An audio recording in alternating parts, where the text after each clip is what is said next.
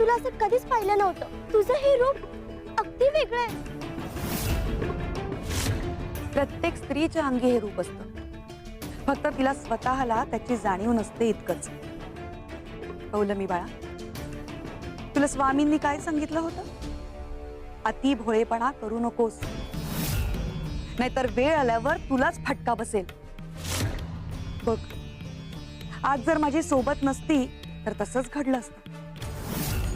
अगं, भोळेपण हे चांगलंच, पण जेव्हा ते डोळे झाकून चालतं तेव्हा स्वतःच नुकसान करून टाकतं. हो आई, तुझं खरंय. मी कपिला मावशीच्या बोलण्याने भुलले म्हणून तिथे गेले. कपिला मावशीला स्वामी बघून घेतील, त्याचं उत्तर तेच देतील. तू आता घरी जा, मी स्वामी स्थानावर जाऊन येते. तुझं मन स्थिर ठेव, काही काळजी करू नकोस.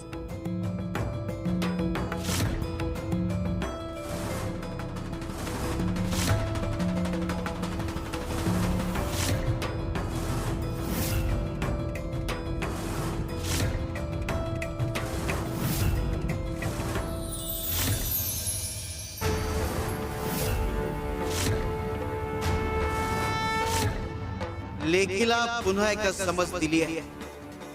आता वेळ आली आईला समज देण्याची, तिला भानावर आणण्याची, तिच्यातली दुर्गा जागी करण्याची.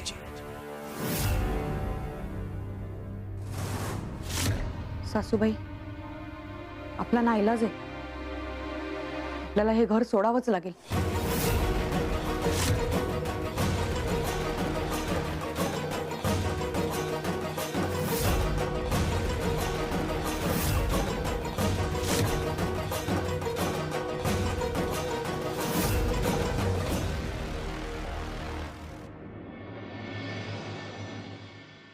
आई, तू इथे कशी काय?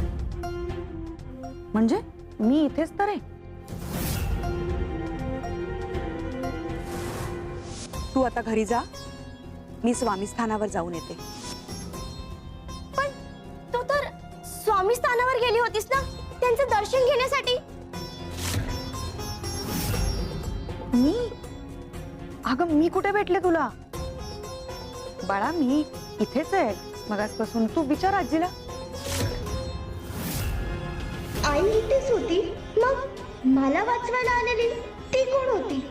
माझ्या अंगावर हात ठेवला होता त्या व्यंकट सावकारानं आणि अचानक आई आली, हातात चाबूक. तू रौद्र अवतार नाही, म्हणजे ती आई नव्हती, ती स्वामी आजोबा होते. पौलमी, काय झालं बाळा? कसला एवढा विचार करतेस? काही सांगायचंय का? नाही, काही नाही. ही काठोडी का बांधली तुम्ही? आपण घर सोडायची तयारी करतोय. व्यंकट सावकार आला ना की मी त्याला शेवटची विनंती करणार आहे. ऐकला तर ठीक, नाहीतर हे घर आपल्याला सोडावं लागेल. काय बोलतेस आजी? खरंच आपल्यावर अशी वेळ येईल का? बाळा पौलमी, त्या माणसाची हुज्जत घालून आपली शक्ती वाया घालवण्यात काहीच अर्थ नाही. पण आई, अन्याय सहन करायचे नाही हे तूच शिकवलंयस ना मला. हो, पण आता हा काळ सरणं जास्त महत्वाचं आहे. पण आई, ह्या घरात बाबांच्या आठवणी आहेत. बाबांच्या आठवणी त्या सावकाराच्या स्वाधीन करायच्या.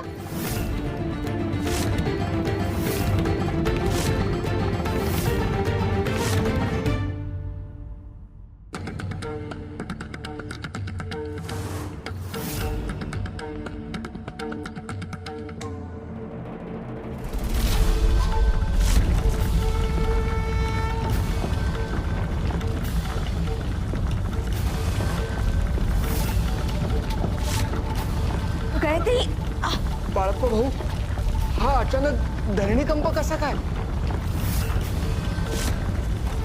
गायत्री आपल्याला उठताही येत नाहीये. हे काय झालंय अचानक?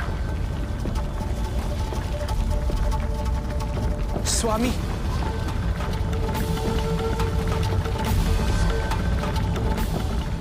श्री स्वामी समर्थ. श्री स्वामी समर्थ. श्री स्वामी समर्थ.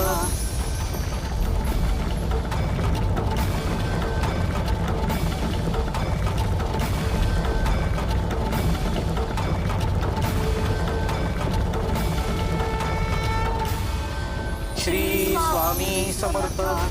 श्री स्वामी समर्थ. श्री स्वामी समर्थ. श्री स्वामी समर्थ. श्री स्वामी समर्थ. श्री स्वामी समर्थ. श्री स्वामी समर्थ. श्री स्वामी समर्थ. श्री स्वामी समर्थ. श्री स्वामी समर्थ. श्री स्वामी समर्थ. श्री स्वामी समर्थ. श्री स्वामी समर्थ. श्री स्वामी समर्थ. गया मावशी, माई, बाळप्पा काका, तुम्ही हे काय करताय? त्या आगीत राख व्हाल. बाहेर निघा पटकन. पाय सोडा आणि बाहेर या त्या वर्तुळातून. श्री स्वामी समर्थ. श्री स्वामी समर्थ. गोपाळ काका, श्री स्वामी समर्थ. अहो जळून खाक व्हाल. ऐका माझं. श्री स्वामी समर्थ. श्री स्वामी समर्थ. स्वतःला त्रास करून घेणे ही कसली आली आहे श्रद्धा? ऐका माझं.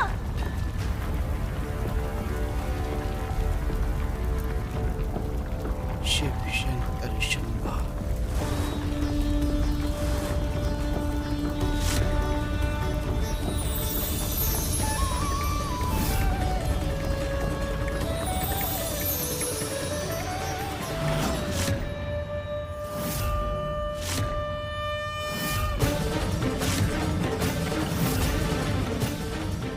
श्री स्वामी समर्थ.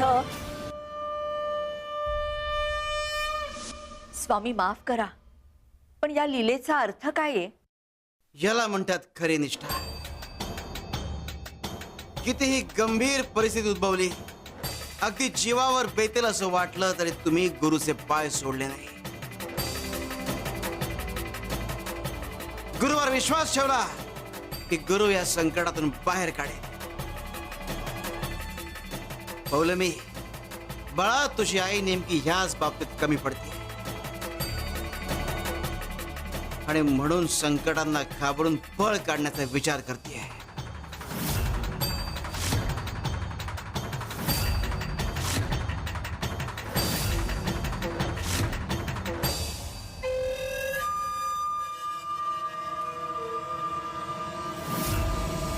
देवी आईचा उदो उदो.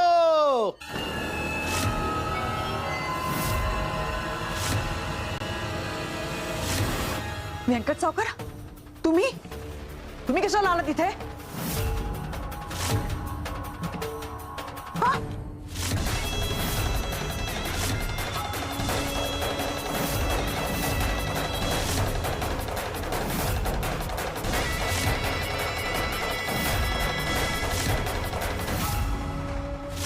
नाही.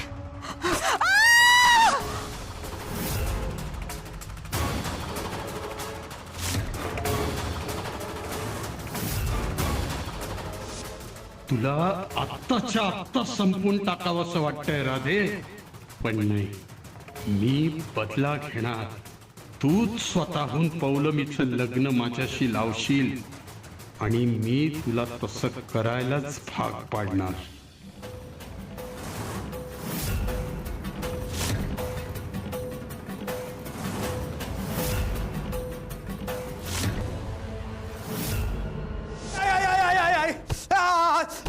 थांबा.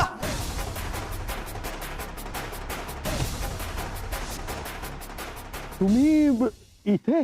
का काय अडचण? नाही, अडचण काय असणार आहे? रघुनाथ मित्र होता माझा. त्याच्या खुनाच्या संदर्भात त्याच्या घरच्यांशी बोलायला आलो होतो. कुठवर आलाय तपास? तपास झाला, तपास पूर्ण झाला. खुनाचा साक्षीदार सापडलाय.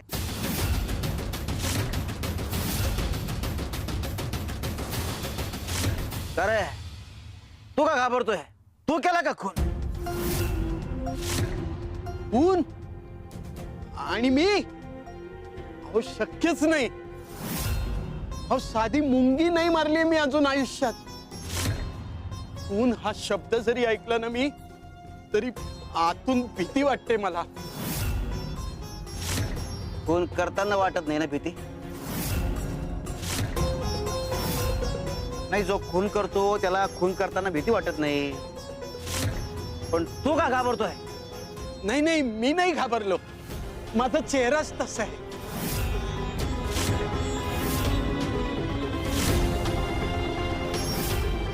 का रे, हाताला काय झालं?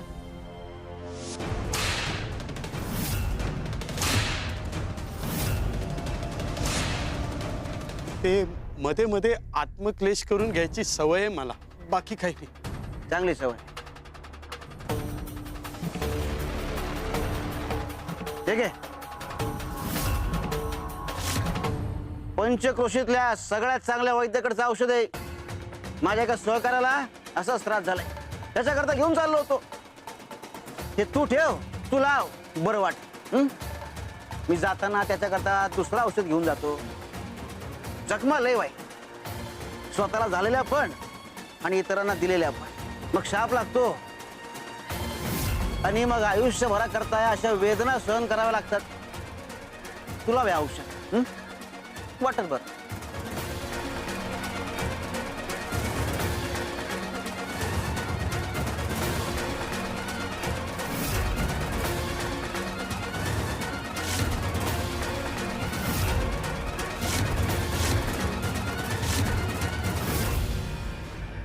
स्वामी आजोबा,